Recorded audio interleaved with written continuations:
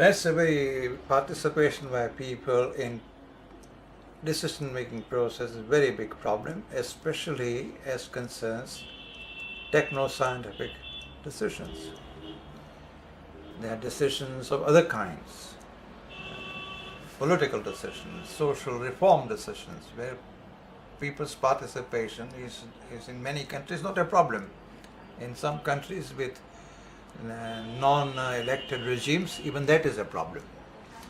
But where you've got elected regimes in power and elected and for a short term, then participation is now actually valued by people, by those who are ruling their people, as it legitimates their power base. So there is in a competitive liberal system, party system, there is a competition to get endorsement of certain policies or certain people or certain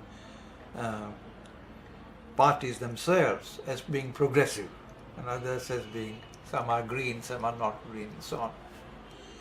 But these are matters of political and social kind, where participation is increasingly available. When you come to technoscience,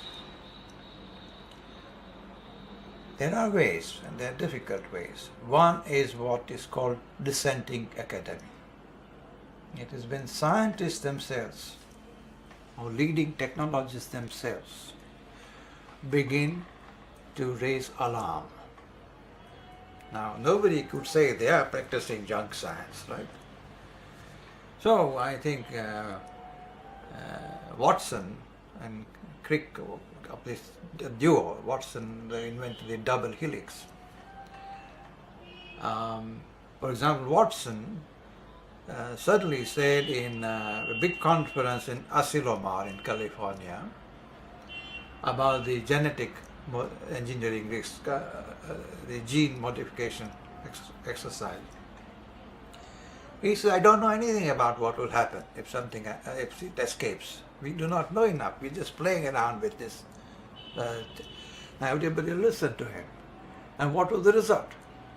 For the first time in the history of modern industry, technoscience industries, a moratorium was declared for 10 years, saying people accepted, responded, because Watson said it. And afterwards, at the second conference in Asilomar, that moratorium was of course removed. But for 10 years, it's not a small time. So wherever dissenting scientists and technologists raise questions, nobody can take away their credentials for them.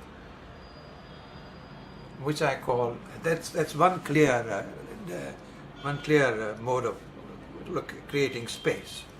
And the activists and human rights persons should relate more closely to those scientists who are likely to raise alarm or questions about what is going on in their fields.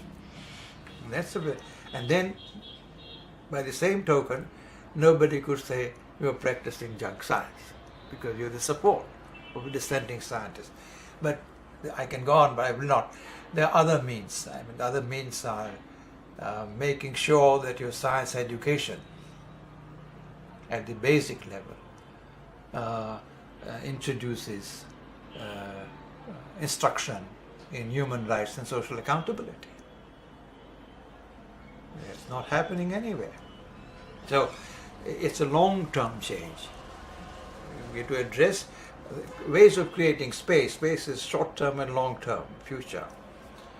Short-term, there are many strategies. Long-term, I think we have to get to the practices of education and learning. And that's where things begin to happen. This requires generations. And that's very